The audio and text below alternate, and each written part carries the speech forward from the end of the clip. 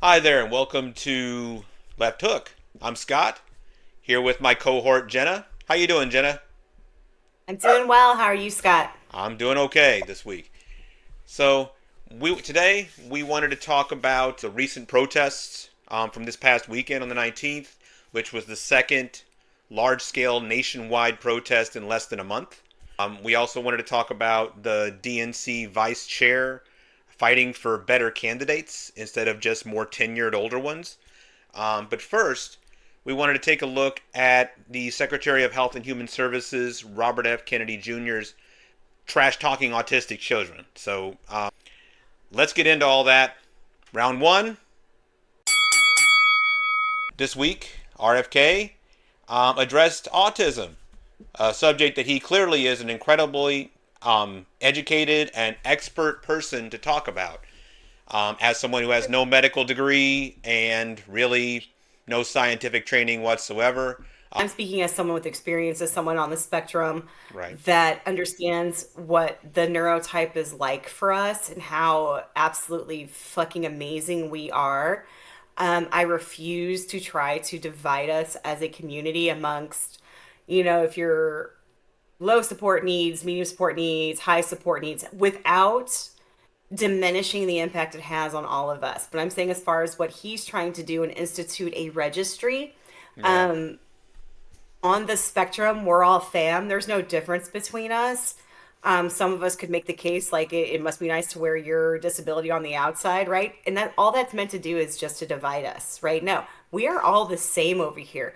The only difference is some of us are able to articulate, who have been able to mask, who have been able to fit in, kind of at the sacrifice of our own mental health, just to survive as a human on this planet, and particularly in this country where everything is meritocracy, Mm-hmm. and you're expected to just be a product of capitalism and you're just labor, right?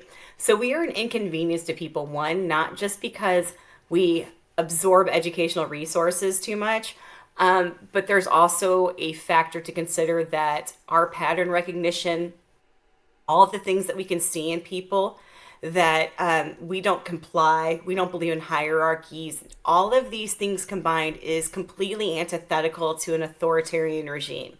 So I feel personally they're using the vulnerability of some of these families who have kids with profound autism that need the support. So instead of voting for the presidential candidate that was overly qualified, that would have provided for these things that you need, right? More educational resources, more social resources, things that you need to help, work your way through this world with your profoundly autistic child. They decided to go for the fucking Trojan horse that was going to promise you a cure. We can't be cured. It's not a cure. It's fucking genetic. I will die on this hill. And if you want to be a shitty fucking parent that thinks that your life is so bad because of it, okay, fine. Maybe some of us aren't that easy, but you signed up for this. I don't want to hear your bitching. I don't want to hear your moaning because it is fucking genetic. It has nothing to do with environmental. It has nothing to do with vaccines. Absolutely does not. And I'll tell you what, if you prove me wrong, I will apologize publicly. I will get a bullhorn on a public street corner and apologize to you. But we do not need to be cured. You need to be cured.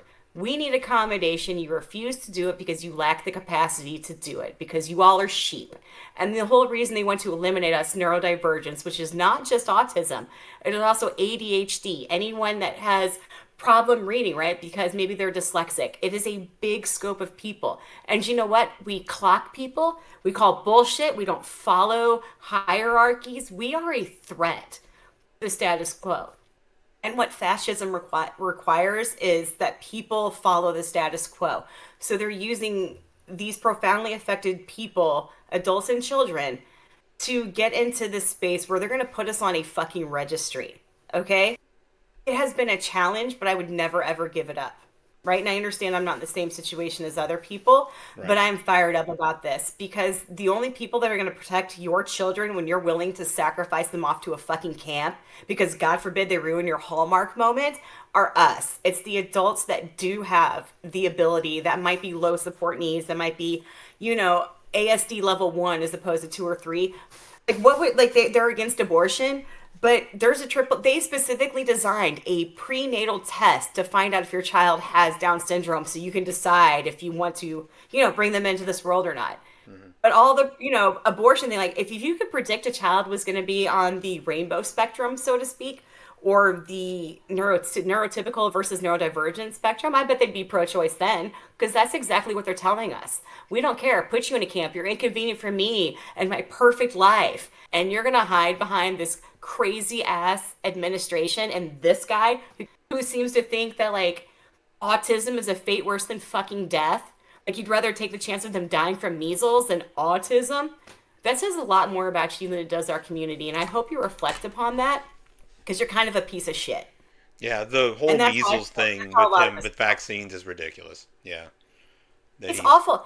There's no proof behind it. If there no. was some sort of research, be like, okay, well, I will at least listen. But what you're telling people is we're so inconvenient to you. We cost you extra money to teach us how to add 1 + 1. I would like to add to that. I want to talk about and show what RFK actually says about this here in a moment. I do want to say that from my experience, while I only know one child on the autistic spectrum, he's the son of a couple of really close friends of mine.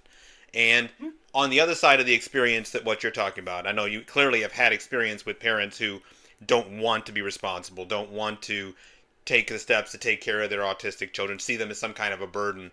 My friends are just the opposite. They embrace their son. They are fantastic with him. They rearrange their whole life around what his needs are, and they do everything they can to help him advance, to help him learn the things that he needs to learn, do the things that he needs to do to really function well. So I do, while there are certainly plenty of examples of people who want to view autism as a disease, like RFK, there are plenty of other people who view these children and these people as precious and as, kindred neighbors, people who we should reach out to and are a part of our community without a doubt. That's been my experience on that side of things. They're actually a gift if you know how to receive it.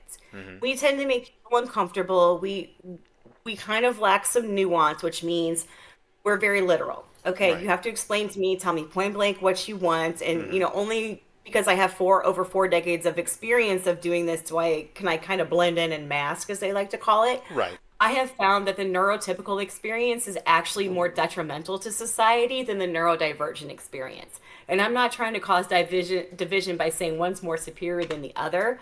I'm just saying you're not superior to us, and these are the reasons why. And you can accept that. You can be upset by it. You can feel offended by it. But as a typical neurodivergent, I will tell you, as all of you Republicans have told us, fuck your feelings. I Right. don't care. You are Well, I not going to mean, threaten us with encampments and then come back and say, oh my God, my feelings. No, fuck you. well, We're not my going to experience camp. has been like conservatives. They just think that like anything that isn't homogenous with them and fits with their preconceived idea of normal is just inherently bad. Yeah. Like they can't accept that gender is a spectrum. They can't accept that autism or generally brain development is on a spectrum. I mean, a good portion of them can't even fucking believe that or accept that skin color is on a spectrum. You know what I mean? Like No. they're against all that stuff. If you're not like me and It's I don't just understand you, then exhausting. I should be afraid of you, and you're different, and you're bad, and you're wrong. You know? Yeah, like they cannot survive out of a vacuum. And Hmm. all this is doing is revealing, and most of these people are like, oh my God, this is so great. We're just looking for, like, and they keep gaslighting us. Like, well, we were just looking for a cause. I'm like, well, then hold up a fucking mirror. It's genetic. Okay. And even Right. if there was some environmental causes, maybe I could listen to like what you're researching it.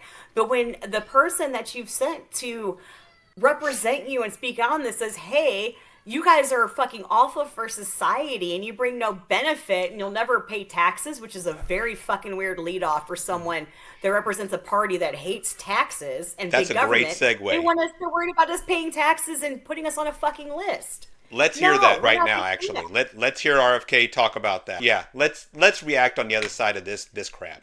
So, Instead of listening to this canard of epidemic denial, all you have to do is start reading a little science, because the answer is very clear, and this is catastrophic for our country.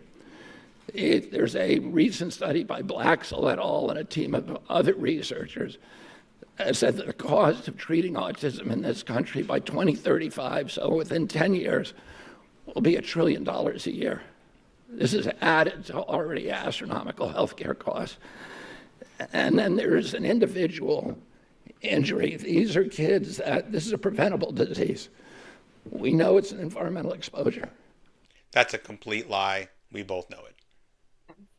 It has to be. Genes do not cause epidemics. They can provide a vulnerability. You need an environmental toxin. And Irva Hertz-Pichoda pointed out that because of this mythology, that the amount of money and resources put into studying genetic causes, which is a dead end, has been historically 10 to 20 times the amount spent by NIH and other agencies to study environmental factors, to study exposures, to study external factors. And yeah, there's a reason why they haven't spent anywhere near as much money on the external factors, because they've clearly discovered that that's not a significant factor in the cause of autism. That's where we're going to find the answer. This is an individual tragedy as well. Autism destroys families. More importantly, it destroys our greatest resource, which are our children. These are children who should not be suffering like this. These are kids who, many of them were fully functional and regressed because of some environmental exposure into autism when they're 2 years old. And these are kids who will never pay taxes, they'll never hold a job, they'll never play baseball, they'll never write a poem, they'll never go out on a date. Many of them will never use a toilet unassisted. And we have to recognize we are doing this to our children, and we need to put an end to it. And I think that's enough of that. I think it is. I think it is too. Yeah. So yeah, because your children will never grow up to serve the fucking god of capitalism in the way that they wanted to with their forced labor and taxpayers and your fucking reproduction. Because the last thing they want right now, if they're talking about putting us in camps, the next thing is sterilization. Because once they figure out it is genetic, that's the next thing they're going to go for. Right. But they elected and voted for somebody that decided to strip the DOE, who are the only guarantors of a quality public education for your children, right? Federal money is what primarily helps special needs kids. It's federal money. Yeah. Right. They're not, no private school or anything is mandated to provide care for any special education children. Mm-hmm. The only hope you have are public schools. So you, like when we told you when you voted for Trump and like, yeah, he's going to defund the DOE. And I'm looking at these people, I'm like, you have a child that's a special needs. For whatever reason, they have a para. They're on the spectrum, any sort of thing, any sort of learning disability, and they voted for this person. I'm like, this is like we've turned into idiocracy. I'm tired of getting shit from people saying all of these bad things about us and our party and our side, and we're the ones looking out for their own children. We're the ones looking out for you before you're pregnant, while you're pregnant, after you're pregnant, making sure your kids are taken care of. And what do we get? A fucking registry? Fuck you people. I hope you get what you vote for, because I'm going to be over here protecting your kids more than you ever did, you piece of shit excuse for a parent. And I feel strongly about that, and I will never apologize. Absolutely. If anyone wants to debate me on it, I'm right here. And so, I mean, I want to address at least, I mean, the lies that he told in that are just so many of them. I've got one expert here, Dr. Peter Hotep. He's actually he's an author, he's a doctor. He is, I'll let them introduce or talk here, but he has a lot of expertise in this. He's going to talk a little bit because this interview was after RFK's press conference. He's going to talk a little bit about how ridiculous this is. So we'll let him talk, and we'll talk about that afterwards and all the lies that are involved with RFK said. As I've outlined in the book about my daughter, we have detailed evidence showing there's no vaccine and autism link. And one of the things the anti-vaccine lobby does is they always move the goalpost. As soon as the scientific community debunks one of their assertions, beginning with the MMR vaccine, then they come up with something else. So it was in the late 1990s, there was a false assertion in a fraudulent paper written claiming that the MMR vaccine causes autism. That was shown to be, that paper was retracted, and the scientific community followed with large cohort studies of hundreds or even thousands of kids showing that kids who get the MMR vaccine are no more likely to get autism than kids who don't. And then a few years later, Mr. Kennedy in 2005 wrote an article in Rolling Stone magazine claiming, okay, if it's not MMR, it must be thimerosal preservative that used to be in vaccines. Similarly debunked with large cohort studies, even non-human primate studies. The scientific community was very vigilant in following up with his assertions. Then he switched it up again, or they switched it up again, saying it's because we're overwhelming the immune system by spacing vaccines too close together. Absolute nonsense. Then it was alum vaccines. So you're always kind of playing this kind of Pyrrhic game of whack-a-mole or moving the goalposts. But the other really important point, and the reason I wrote the book, Amy, was in response to a year of discussions I've had with Mr. Kennedy, going through all of this. We have at least 100 autism genes that have been identified, many here in Boston at the Broad Institute at Harvard, MIT. We did genomic sequencing on Rachel and my wife Ann and I found Rachel's autism genes. And they all operate in early fetal brain development.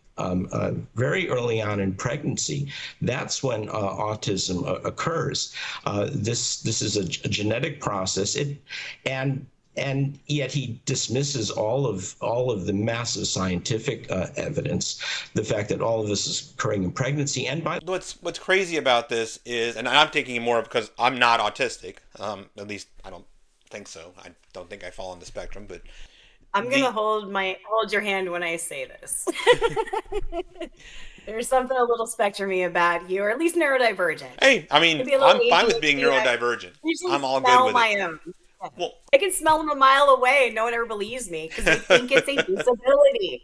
And I'm like, you're definitely one of us. I'm like, our pattern recognition and our gut feelings are between just being able to read the room and also like having to survive in this world with a version of CPTSD all the time. We clock people like that. Like I can spot like, oh, he's this, she's that, they're one of us, they're a dick. Like we can.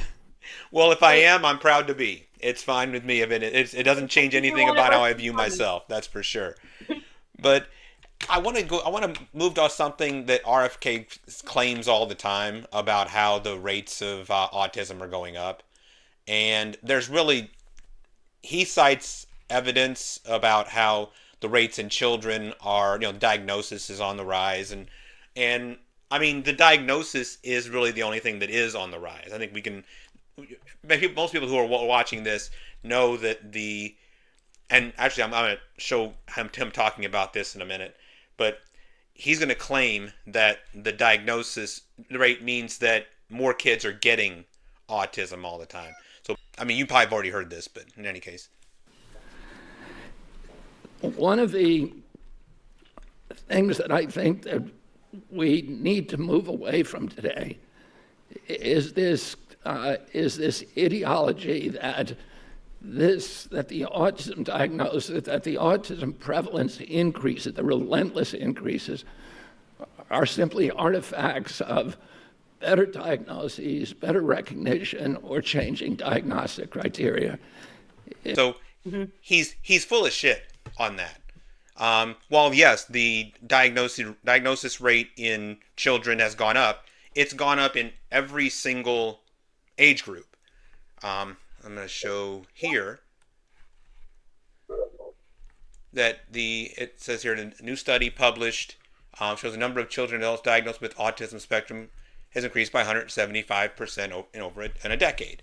We started vaccinating for measles in like 1963, I think it is. And we started doing MMRIs in 1971.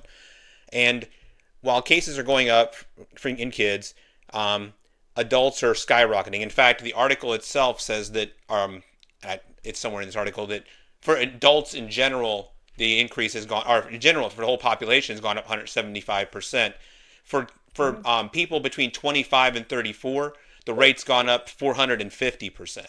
I mean, every age group has seen an increase in diagnosis of autism or That's many what testing different. will do. Right. Yeah. It's just like with COVID. If we stop testing them, we'll stop getting positives and COVID will Exactly, disappear. yeah, it's It's the the I same don't want to thing. test them theory. Then there won't be any Yeah. cases.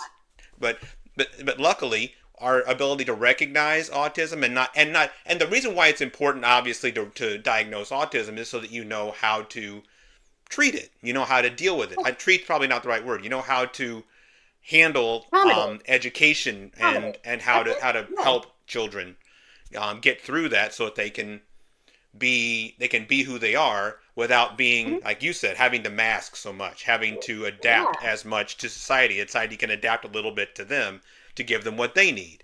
And that's why the diagnosis is so important. And in adults as well, who are learning how to maybe figure out why they've had, difficulty fitting in with different groups, why they've struggled to show empathy even though they possess it, to understand, to recognize emotions in other people. But also it explains to some people why they're so good at certain things, the things you've mentioned, Yeah. being able to just get to the heart of a matter, get it done, hug it out afterwards if there's a conflict, but still get things taken care of. The idea that this is some epidemic that's getting worse is by some sort of environmental stimulus. And obviously RFK, he's made it clear in the past, vaccines are what he thinks is doing this. He's sure Mhm.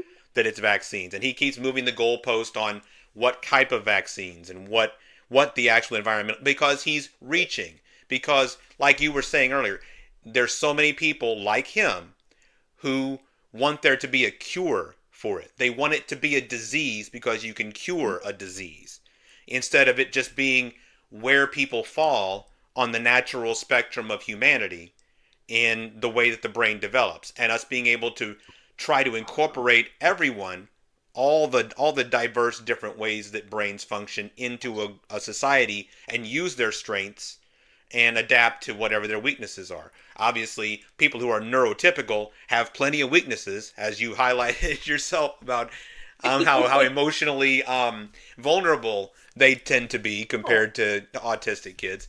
But there's. And that's okay. The Mhm. thing is, like, we get tired of having people throw things in our face about certain vulnerabilities or like Mhm. perceived weaknesses, Right. and then them just actually demonstrate all of this and do it even in a more profound way. Like for me, I'm tired of being nice and trying to cater to your fragility, so Right. to speak. And I'm not I am not going to be the voice for the entire community. I'm going to be the voice for me. And if people align with that, or they understand it, or they have some critiques, or they want to talk, hell yeah, I'm here. I'm here for all of us. And like all I've said for this past week since you've been talking about this is like, you know, on the spectrum, we all fam. I don't care if you're level one, level two, level three, if you're profoundly or not profoundly. We are all in the same bucket together. They're looking to either get rid of you because you are an expense and an exhaust on our social programs and you don't contribute to society, or you're at the other end where you can clock their bullshit, you don't align with it, you will call them out, you'll be the first person out in the streets protesting them. We will, all of those things. We're all in this together, maybe for different reasons, but they don't want any of us here. Instead of electing people like me or other folk that understand this and making sure that there are systems in place that your child will always be cared for once you pass to give you a peace of mind, we can make that happen. But you don't want that. You don't get to be a victim in this and then also maintain the thought process that is bootstraps only. Well, You yeah, don't and the get it. bootstrap thing is important because this is all a culture under capitalism issue, Yeah. because you're judged only on what your value is as far as how much wealth you can generate for those Mhm. that have more wealth than you. Kids who have Exactly. autism aren't as efficient of Profitable. producers for the Yeah. wealthy, but they still have a fantastic ability to help society. They are still they should still be valued members. But if really as long as we're trapped in this culture of capitalism where your whole value is based on how much revenue you can generate, then we're going to continue to view kids who are neurodivergent, period, autistic, ADHD, whatever else happens. Dyslexic. I mean, there's a ton of them. Yeah. Right. We're going to continue to knee jerk want to view those kids as somehow broken or failures or it's a disease that we need to cure when they're just humanity. They're just humans. The same way that it's an ism. The same way that 200 or 300 years ago, we considered people of color to be lesser versions of human. And now for the most part, I would like to think, most of us, not everybody, obviously, but for the most part, we have not enough, but we have overcome that viewpoint for the most part. We need to get over that hump whenever it comes to people who are neurodivergent. That we can understand that they are just humans who function differently, but not worse. Because we need to change what we value. Yeah, and we benefit society just like we understand that neurotypicals do too, right? Like there is a benefit to a certain level of status quo. We exist because when the status quo gets too far out of check and you get people like Donald Trump and RFK Jr. in there, we're the ones sounding the alarms, raising the flags like way ahead of time, right? If you don't know what Cassandra syndrome is, you should look it up. What that was based on. Yeah, what it was based on was Cassandra, someone in mythos, is she was given the gift of foresight or being psychic, whatever you want to call it. Like she could tell you when things were going to happen, but her curse was that no one believed her. Mm-hmm. And I have heard that legend now that you say that. Yep, yeah. That's what a lot of us feel like. We've called this for years. We knew exactly where this path was going, and we were called hysterical. Instead of being appreciated or understood or given a little bit of deference, like, hey, yeah, they're a little quirky, and man, they really like trains, but shit, man, are they good at this group project? Are they good at all of these different things that society needs? No, we are taken for granted to the point that now apparently we need to be institutionalized, or we need to be on a registry, we need to go to wellness camps, all of these things that we're a threat. Like I said, we're a threat to the resources or we're a threat to the status quo, and that's why they want to get rid of all of us. We are a threat. Right. Well, moving on, I want to talk about something that's happening within the Democratic National Party. So, round two. David Hogg, who, for those of you who don't know, is a survivor of a 2018 Parkland high school shooting. And since then, he and a group of survivors became activists who started a group called March for Our Lives. I'm wearing their shirt today. I picked this up at a rally they were holding after Uvalde a couple of years ago. And I'm a real strong supporter of March for Our Lives and their gun control platform. Well, David Hogg, one of the founders, one of the spokespeople for that, who's been an activist since that event for the last 7 to 8 years, he was recently elected the vice chair of the DNC, the national DNC. Well, like a lot of us recently, David has gotten kind of sick of Democrats just sitting cozy in. Oh, hey, we have a guest, special guest on the show today. But he's tired, like a lot of us are, of Democrats, status quo, corporate Democrats just sitting tight in safe blue districts, and he has decided he's going to raise some money to try to primary these people so that we can get more dynamic, more useful candidates in office in safe districts. Now, I'm going to put up here, there's an interview he just did with CNN where they're going to explain this a lot, and then I'd love for you and I to talk about this a little bit on the other side of it. So, here's David. You should be able to purchase an AR-15 in the first place. Let's talk about what you did this week, raising a lot of eyebrows here in Washington, D.C. Just a few. You announced this week, you're the vice chair of the Democratic National Committee, but you're raising $20 million to boost primary challengers running in safe Democratic seats against incumbent Democrats. Yes, safe Thank you seats. for the clarification. Yeah, it's causing a lot of stir. We asked James Carville about it the other day. We couldn't get you. We couldn't book you that day for whatever reason. Rest assured, he's my biggest fan. Well, so here's James Carville. Here's what he had to say about your idea. Take a listen. The most insane thing I ever heard is the vice chair of the Democratic National Committee is spending $20 million running against other Democrats. Are we supposed to run against Republicans? What's your response? What's his plan to deal with our 27% approval rating? That's my question to him. The fact of the matter is, right now, our party is in a crisis. Okay, I have to pause right there. That was a mic drop moment. As soon as I saw that part of the clip, I knew we needed to cover that this week. That was the fantastic response, and it's not the last one he gives here that's fantastic. He owns Carville over and over again in this interview. We are seeing people lose faith in our party. They're losing faith in democracy across the country. And we need to make sure that we're getting people to vote for Democrats, not simply because we're not Donald Trump, but because we have a better message, a better option for them. Not simply the less bad of two options, as I think Carville tries to promote when he says, well, we just shouldn't say anything. Carville believes in a politics of being timid, of hiding. I believe in fighting. And that is what people want to see right now from the Democratic Party. And we just saw an example of that with Senator Van Hollen going to El Salvador to say, we need to meet with this man. And yes, Democrats obviously are in the minority right now, but let's be clear, we cannot win back the majority if we do not convince the American people that our party offers something that isn't just not Donald Trump, but is substantially better than Donald Trump, that fights to lower costs for Americans across the country, whether it's healthcare, housing, or the foundational building blocks of the American dream that feels so out of reach for people, or addressing gun violence. We can't simply just hide, as Carville repeatedly promotes, not to mention the fact that, frankly, he has not won an election since before I was born. I think it's time for some new voices in our party. Oh, one more hit. Oh, that was a left hook. Okay. When were you born? Yeah. 2000. Well, I guess that. So anyway, I can hear James Carville's head exploding all the way from New Orleans when you called him timid. And James, you're welcome back on the show next week. And you Happy to talk more. And you can respond.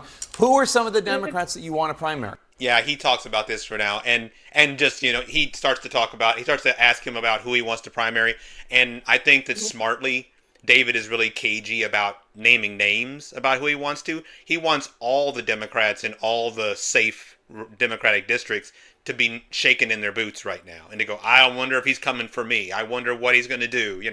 Is my primary? Is there going to be a primary opponent for the first time in 3 or 4 election cycles for me? So I love this. I mean, I know you do too.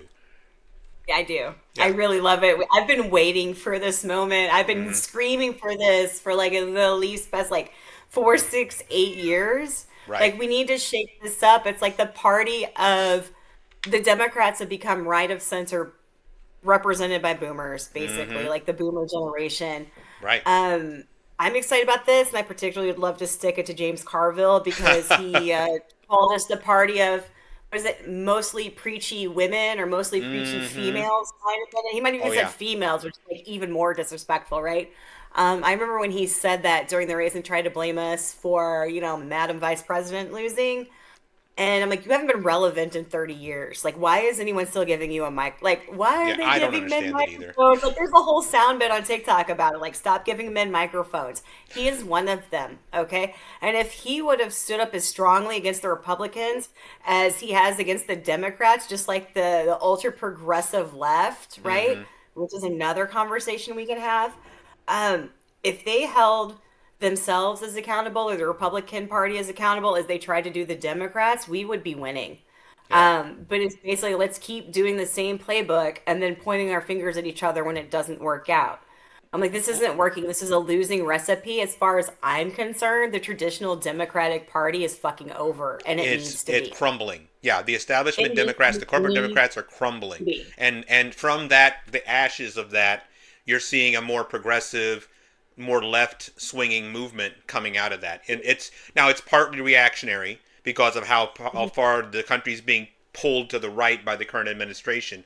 But it's also a greater understanding, I think. It's a willingness of people who were normally center to look at, well, the right, what they told me they wanted to do is working out horribly. Look what they're doing. All this lies that they told me, trying to convince me that their way was the right way. Well, now maybe I ought to be looking at the other side because what they've been telling me is going to happen is happening now. So maybe it's time I started listening to them. Just real quick, back to Carville though. I do want to just one more little hit on him, because this is the guy who, yeah, he's the one who said the best thing Democrats can do at this moment in this New York Times article, with no clear leader or voice or opposition and no control in any branch of government, it's time for Democrats to embark on the most daring political maneuver in the history of our party: roll over and play dead. Motherfucker. Yeah. What the hell? Well, and I think that is just typical of the old guard Democratic Party. The old, well, we're not as bad as the other guy party. And that's not what people want right now. That's all they do is they sit back and be like, hey, we're not as bad, and they put no money into it. Do you know how many times I've hit stop and end just in the past month on people sending me fundraising text messages and emails? I'm like, stop, and I don't even know who they are. I'm like, stop asking me for money. Yeah. I don't want any part of it. At this point, if they come to me and say, well, it's us or them, I'm like, well, then I'm going to go with them. I'd rather expedite the burning of this country so we actually get some fucking progress. May as well be an accelerationist than go with the centrist right party that the Democrats have been for the last 20 some odd years. I'm tired. I don't care about the Democratic Party. I don't. The National Party's a joke. I'm going to say this. Our fucking state party is a joke too. They screwed us in getting Elizabeth Warren here. Okay, we could have had Elizabeth Warren and someone else coming to speak, and don't get me wrong, nothing wrong with him. He's a great person. The Senator Chris, what's his name from Connecticut, Chris where Murphy. They had, thank you. Yeah. He's coming, and then we got him to come. We had Elizabeth Warren lined up, and the state chair was like, "Nah, I'm putting it out here publicly. I'm fine with doing it." Why didn't he want Elizabeth Warren? That doesn't make any sense to me. No one knows. I mean, and then come to find out, it was all lined up, and he said no, and they had to make their plans, and they got insulted because Missouri told them no. Well, I'm like, Elizabeth Warren. That doesn't make any sense to me. Elizabeth Warren is exactly the kind of center-left type of a candidate that you would think that the center-left Missouri party would want to have. I mean, she's definitely not a far leftist by any stretch of the imagination. Then they are, though, and I'm like, we're going to lose again. I'm like, I hope we get no candidates. Why are we trying to rescue people at all? When the state party sabotages us, the Republican Party, they demean us. The general public says either you're a fucking pedophile or you're not running hard enough. I'm tired of being criticized for putting my fucking everything out on the line. I'm done with it. I'm tired of people tone policing. They're Republicans fucking light. And if this irks your soul, then it's meant to. You are the problem. Right. And if you agree with me, then let's get together. Well, on a national level, the fact that the crowds that Bernie Sanders and AOC, these guys are putting together, this shows to me the fight, the need people have, the want, the desire that people have to cast off the old Democratic Party and embrace something new and embrace the progressive left of the party. I mean, people are tired of this shit. They want something new, and so they're getting it with these guys. We need more. We can't just rely on 80-something-year-old Bernie Sanders, AOC, and just a couple of others. We've got to see more of these leftist candidates turning out at the. People have to be daring at the local level, daring at the state level, and daring at the national level to come out strongly supporting leftist policies, because that's what people are craving. That's what they want. They see what the right is doing, and it is our time to fight back. And we can make real headway right now with the swing. They talk about how the pendulum swings, both ways. It's being pulled so far one direction. When it swings back, boy, we better be able to ride that momentum as far as we can go and get everything that we know that people want and have wanted for generations. They've just been told that they either can't get it or that somehow it's, the culture of handouts or, it hurts capitalists or whatever. Just wipe that away and be ready for the revolutionary change that's going to happen whenever we get back into power.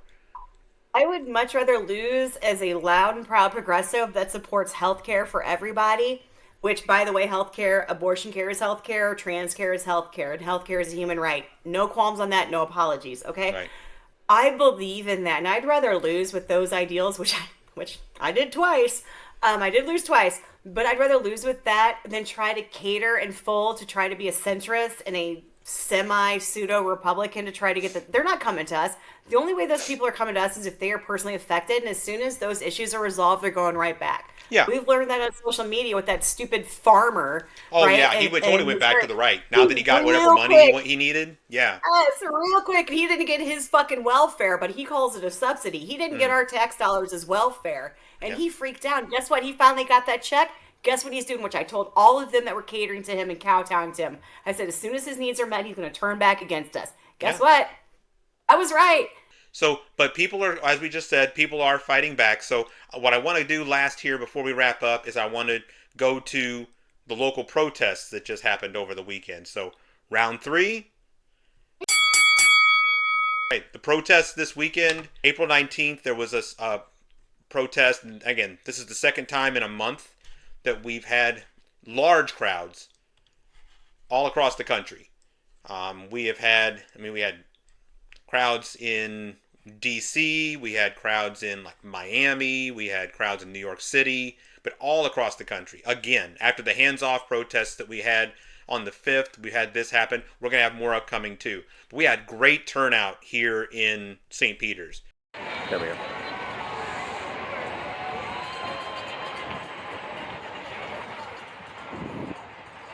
You should have brought a phone bag. I didn't think to even make it. Oh, I mean, you said so yesterday.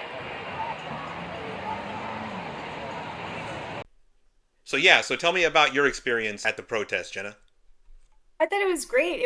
I think we said our final head count estimate was right around 400 people. And which that's was in easily deep purple St. Peter's. That's not even in a blue area. Actually, I don't even like St. Peter's. I feel like St. Charles City is purple, and then O'Fallon's kind of purple. I feel like St. Peter's is always still kind of maintained a little more red, which was why it was so surprising. But they're coming around too, and I think the fact that we've got, and people say it's not a huge amount of number, but I'm like, listen, we are the third largest county in Missouri. That's obviously apparently a gerrymandered red state. Right. And we are very gerrymandered in this county to be a strong 40-60, right? And we've overcome that in the past election, all of us, except for maybe 2 of us in the deep red parts. But we've overcome their gerrymandering, and it's there because people are starting to find like, hey, maybe they don't give a shit about gay people, maybe they don't give a shit about black people, but you know what they do care about? Public schools, or maybe when it personally affects them, and it makes unlikely bedfellows. So I'm happy that people feel comfortable enough to come out. And at our protest, it was basically like whatever you wanted. We had people that had signs to, impeach Trump. They had signs to protect Black history. They had signs to protect the LGBTQIA plus community. There are people to protect neurodivergent people, like whatever you wanted to say. And that was so great. It's just a big inclusive protest. Yeah. And I had a lot, we spanned a couple of intersections, like 4, 5, 6 people deep. Yeah. And we got a lot of honks. Of course, we got a couple people that were super triggered that even though it was raining, felt the need to roll their window down and yell things. And I'm like, why are you so triggered? And they're like, I'm not. I'm like, you rolled the window down in the middle of a rainstorm as a grown-ass middle-aged man. Overall, it was really positive. And this was our 3rd one. And every time we have one, it grows. And I would say our first one, we're probably right around 100. Next one, 150, 200, probably closer to 200. And then this one was 400.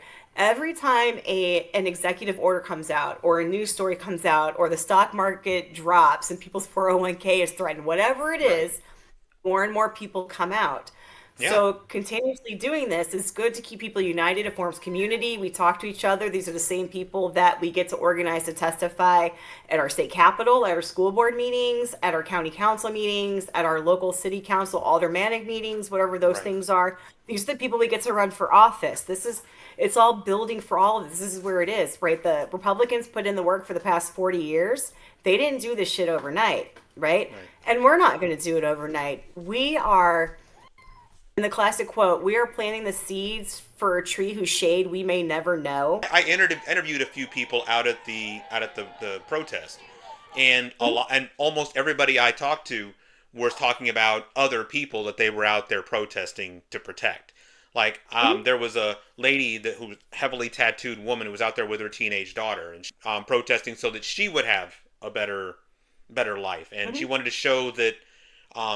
There were good people around here. She wanted to show that this wasn't just a red area, that there was good people who understood how important it was to come out. There was a black man there who, when I talked to him about it, he said that we were moving. He wanted to come out because we were moving backwards instead of forward, and he has a trans sister who he was out there protesting to try to preserve her rights. There was another guy out there who this guy was great. He looked like a biker. He had like a do-rag on his head. He was wearing a biker jacket, big old beard, bushy beard, and he was out there with, I don't know if it was his wife or just a friend or a girlfriend, something like that. But I asked him why he was out there, and he was like, because we need to be out here on the streets. We need to be out here fighting this stuff in the streets. We don't need to just be sitting back and being keyboard warriors at our computers. We need to be out here showing them that we're not going to take this shit. I loved that guy. I could have gone and had a beer with him after the event, but in any case, you would be surprised, right? Yeah. Like the amount of people you walk, you're like, oh wait, you're with us. Like people who fit the stereotypical mold of like what you think of like someone going to South Dakota, right, for their biker rally, or Sturgis or something, strong. yeah. And he's over there like, I support my trans daughter, and you're like, Right. oh shit, okay, Yeah. great, thank Yeah. you for coming. Yeah. I mean, these people So- are there. They're always out there. Yeah, But don't man, just what's look happening now is clever. really bringing them out. Yeah. It is. And the more we do it, and the more people that are affected, or the more people that know someone that's affected, it does work. And I'm not going to shame someone for that. Yeah, would I have liked you out here earlier? Yeah, that'd be great. But I'm also not going to turn you away. Late is better than never kind of thing, right? And if that's what it is, then while you're out there, then guess what? Then we get to try to indoctrinate them. Like, hey, why you're here? Because you appreciate the fact that you voted for abortion rights in Missouri, and now they're trying to overturn it. Right. Turn them on to the issues that are happening right now. Get them Do you involved. see- Yeah, it's like, do you see why maybe we don't want to ban books? Or do you see like why we say Black Lives Matter? Do you understand why we're trying to protect our trans homies here in the state and not have their health care taken away? I mean, hell, it was only 8 or 9 years ago. I mean, I'm in my 50s. For anybody out there who doesn't know, I'm in my 50s. And so I wasn't until I was in my 40s that I started getting politically involved. Before then, I was just nose to the grindstone, just worried about trying to live paycheck to paycheck, just worried about trying to make it to the next thing, and didn't have the political will to want to get involved. I didn't know how bad things were because I was That's being told by intentional. media that things were one way and didn't really get clued into the fact that things were worse. I've always kind of been left leaning, at least in my adult life. Probably in my mid-20s, I probably started going that direction. But Yeah. I was raised conservative, but rejected that a long time ago. But so Yeah, I me don't too, throw me any too. shade at all at these people who are getting involved late in the game. At least they're getting involved at all. I need more people. I need to turn out all the rest of us who have the common sense, who have the empathy, and who have the desire to make real change and to fight for not just preserving what we had before Trump got in office, but making things even better than that. And we can do it. We can add the energy and the will is there, like as the protest showed this past weekend and for the past several weekends beyond that. The will is there. The rallies that, like I say, AOC and Bernie have been holding show that as well. Now's the time. It is absolutely the time to do this, and we just have to keep staying strong. That's why I'm so happy to see the local folks who came out and did this. I applaud every one of you who did it. I applaud you, Yeah. Jenna, for getting in the fight way before I did and kicking ass for as long as you have. And I'm happy and honored to be a part of it with you and with all these people who came out for the protest. And I look forward to covering more and more and more of these while we continue the fight. So, Yeah, I do too. I think we've got a great group of people that have been a really good core in the community, including yourself, right? Between our central committees, our more progressive folk, our organizers, our NAACP, our LGBTQIA caucus in this state, right? It's gotten to the point like what happened on Saturday, and I don't want to say it was super easy, but we're also like we threw that together, right? it's The same easier than it code- was. They just keep getting easier. Yes. Yeah. They do, and we get people, and that's the whole thing. Is like if you're worried about organizing a protest because people won't show up, like I get it. But if you're worried about it, or you're scared, or you're timid, and you don't know what to do, there are those of us out here that will help you. If you Right. live in Missouri and you live anywhere in Missouri, reach out to us. If you need some help, you need to figure out how to learn to run for office, you want to organize a protest, you don't know the rules, regulations, laws, we're here. We've been here. We need more of you because we are tired. We can't keep organizing all of it for everyone across this state. Right. And I know more people want to get involved. So reach out to us specifically in this comment section. Drop us a DM, send us a message wherever you can find us, or find me, or find Scott individually. Let us know. We will help. And Yeah. And then there's it's tons been of connecting nationwide, people. organizations, Indivisible, Hands Off, all these organizations that have been getting these together. Socialist organizations are really good ones to look at if you want to get involved with Yes, leftist stuff. If you want to get involved, reach out to these places. Shoot an email to somebody off of a website, or show up to a protest and just find somebody who looks like they're one of the organizers. They'll be walking around talking to people. I saw, you were there. I saw Alex Hissong was there this weekend too at the protest. I talked to him for a little while. These guys who have run for office, who are organizers, who are on central committees, talk to us. We would love to direct you to where you can get more information on how to help. We're going to need And we everybody. do, a lot of us know each other, even if we're not in St. Louis, St. Charles.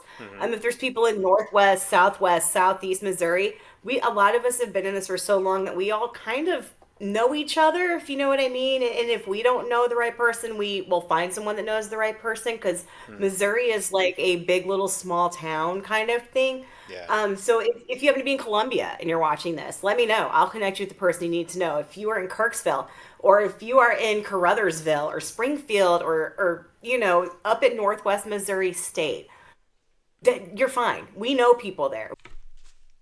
Hey guys, if you like that video, please like and subscribe, leave a comment. Doesn't cost you anything, and it really helps the channel out. We appreciate it. We'll see you next time. Keep fighting.